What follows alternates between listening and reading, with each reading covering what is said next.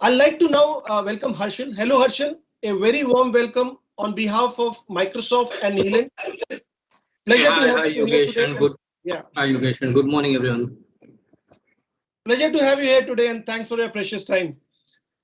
No Really problem. looking forward to this discussion.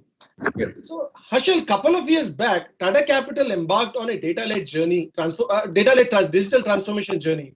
This involved building a cloud-based enterprise-wide data lake, providing the foundational block to create multiple batch analytics of data to be consumed by various stakeholders across the three divisions within Tata Capital.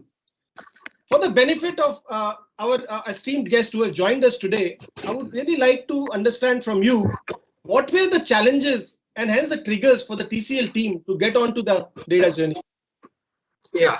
So before we get into the topic, Yogesh, I would say there is no end to the data journey. Data has been and will continue to be constantly evolving area. Right? We were at a specific point and we evaluated where we are, where we want to be. Right, and as far as our business is concerned, Tata Capital, right, it is in the NBFC. It's an NBFC, right? If you look at NBFC, and I'm sure that many will relate to this because every industry has been becoming a very highly competitive market nowadays, right? Sure. So one need to be really agile to capture the market opportunity or to mitigate the market risk, right? Take an example of a COVID, just suddenly came in, and then we need to really, have our strategy aligned to mitigate the market risk or the environmental risk that whatever is coming in, right?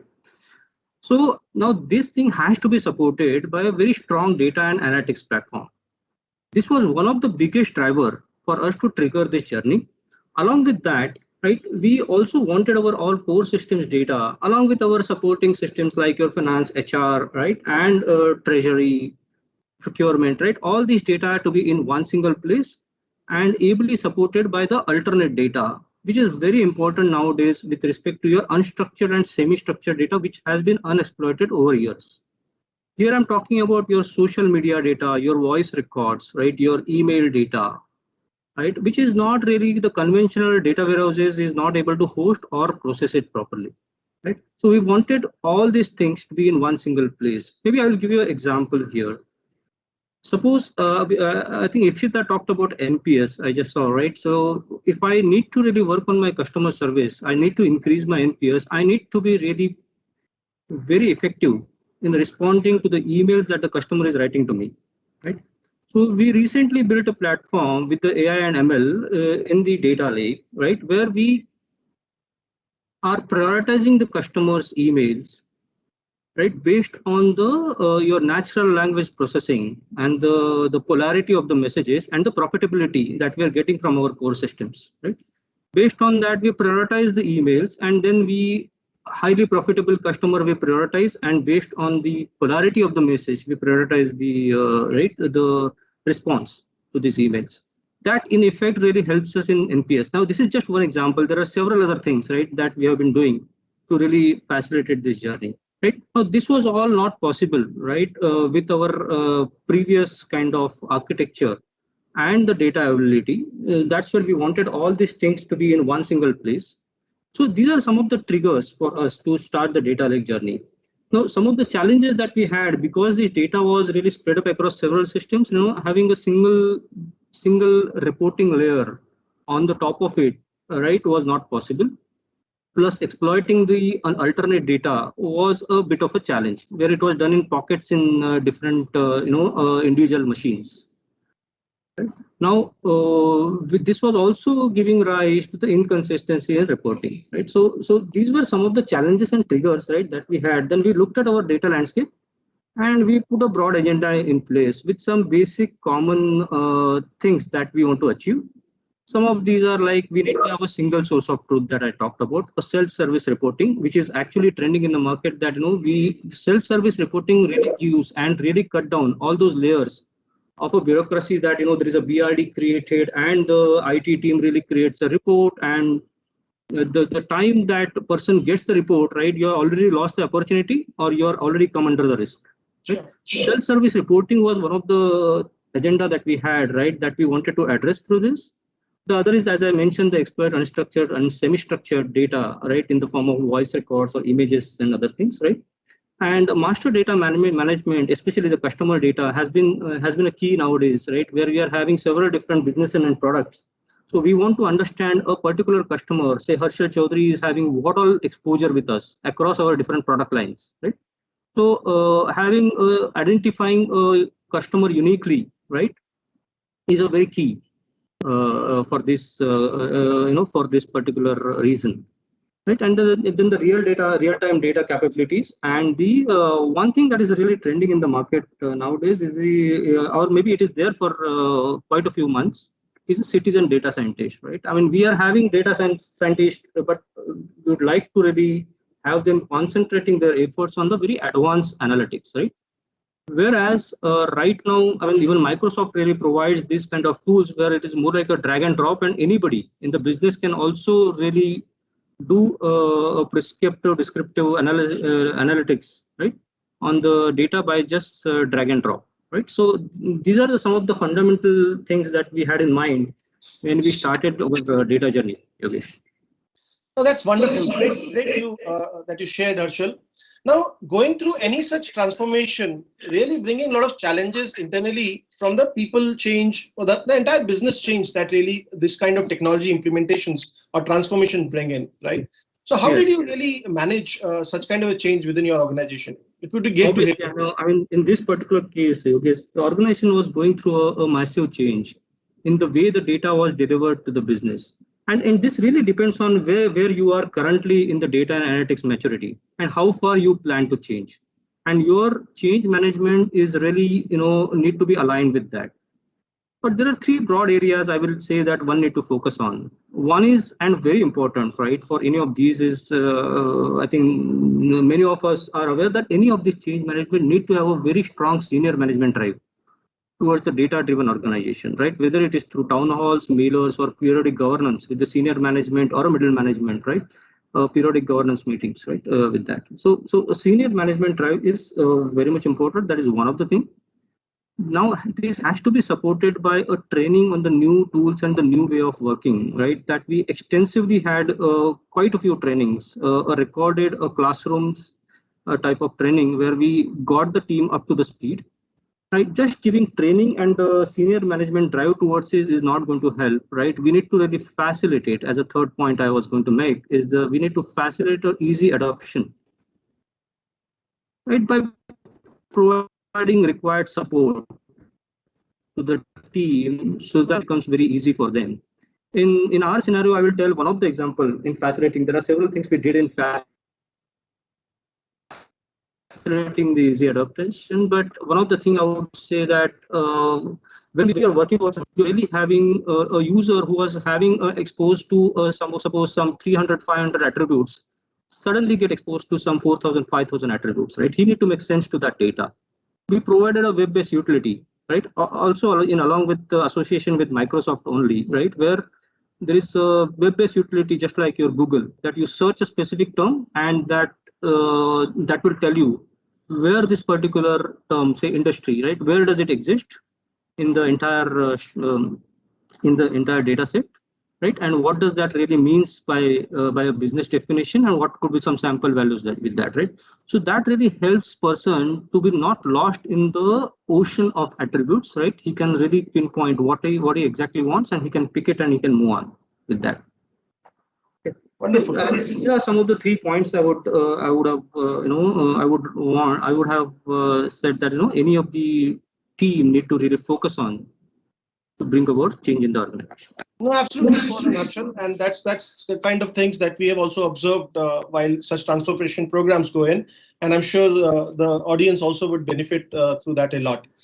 Now, this journey that we all took together, right? We teamed up together with yourself, Microsoft, and us. So, how can you share some more details around how Microsoft Solutions and a partner like Leland could really drive this entire thing? How did they help you during this journey, and kind of benefits that you achieved out of it? Yeah, absolutely, right. Now, our overall approach has been that Microsoft being a technology partner and Leland is an implementation partner. And it has been a great journey. It's not like a vendor and a customer relationship. It is more like one team, right? That's the way we saw. Even for Microsoft, we are having regular meetings where Microsoft is helping us in terms of how to implement a specific thing. And I mean, Nehalant is always on the top of the things and has been really in the forefront of implementing this massive data lake kind of platform, right? So I mean, all the entire architecture planning has been done together and as a one single team, right? And some of the things that we had in mind when it comes to the technology selection is like we need to spend more time in the business rules or applying our own processes than really spending time on the infrastructure. And we needed to be agile to get some new tools into our bucket or to scale our performance or capacity, right? So these are fundamental things that we had in mind when we really had a technology selection.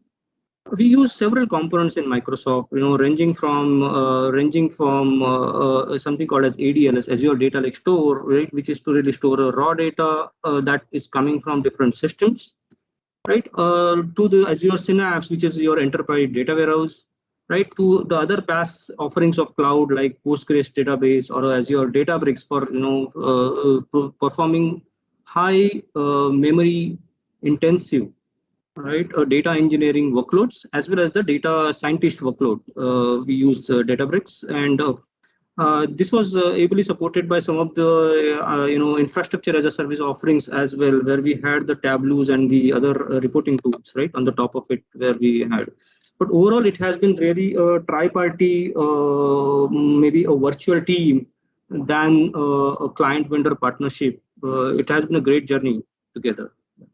Oh, thanks a lot, Harshal. It indeed has been, and it has been of great value for us also to bring in a lot of experience from various similar or larger implementations that we have done. And the value also, the learnings that we all have achieved while going through this entire journey with yourself, and how we have worked as a one team, really, in terms of Microsoft colleagues, in terms of Nehalant colleagues, and your entire team really coming together has been a great journey. Thank you. Thanks a lot for sharing that. One last question that I have for you, Harshal, is can you share some top 3 success mantras for our industry colleagues who are here in terms of how we can make such kind of a transformation programs more successful? Yeah, so when I'm talking about all these things about we are really discussing here, Yogesh, I'm not really talking about Tata Capital, my current organization. I'm talking about the general what I've seen in the industry, right? Now, when we say 3 success mantras, as you said. See, one of the things which I have seen in general in the industry, this data initiative is generally taken as a technology initiative, right? I mean, the technology and business partnership, right? And that club with, as I said earlier, a senior management drive towards a data-driven organization is a very key factor, right, to a successful implementation of any data and analytics strategy, right?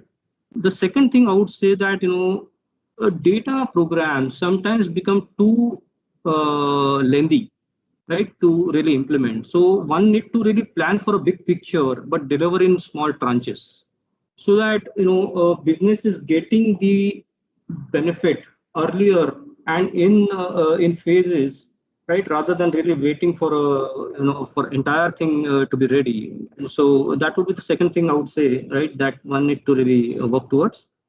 And third, in the current set of things, I would say it is better to really go for a cloud, where you need to be really agile to the changing market needs, right? I mean, it's a question of not on, I think Ipshita also mentioned that, or I think you mentioned, Yogesh, that it's not a question of only competitive advantage, but sometimes it becomes a question of your survival as well, right? That you need to be really agile in these changing market needs. And cloud helps you to do that. You need to be really quick enough to grab the opportunity or to mitigate the risk, as I earlier said, right?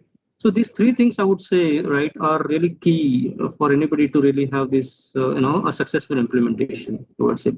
The rest of the things follow through, right, as a team efforts. Absolutely, absolutely, totally aligned with you. And I mean, this having a bigger picture or larger picture and building the architecture to support that on a long run is very important. But as you rightly said, I mean, going those in a phased manner, step by step, and showing those benefits to the business really help bring that value. And they continue to see the value coming out of the platform rather than waiting till the end. So absolutely, yes. And of course, the power that cloud now today brings in, it really helps us. I mean, to, as you said, we have to be really very agile to the change and the market needs and all. And cloud really brings up that power to us. We can really add in things and really go on with things without even waiting for say large cycles that maybe an on-prem infrastructure would really drive. And maybe if you need to ramp down, it may not even allow you to. So yeah, great to hear those things. I'm sure that is of real value to our audience who's out here.